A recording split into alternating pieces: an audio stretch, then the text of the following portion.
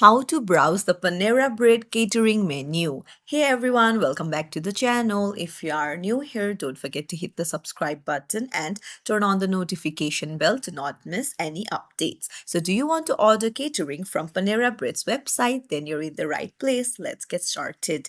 You need to head over to your browser and go to panerabread.com. Then you can see Panera Catering right in the top left. Just tap on it and then you will be able to see the catering menu option. Just tap on the drop down and you can browse by category. There are very categories like breakfast, sandwiches, salads, box lunches, and more. Just tap on the one of your choice and then you can see various other menus on the left hand side. Just tap on the one of your choice, choose through the categories, and then you will be able to see the menu there. So uh, you can even go to the Panera Catering's main page. You can scroll down and explore the popular bundles if you want to.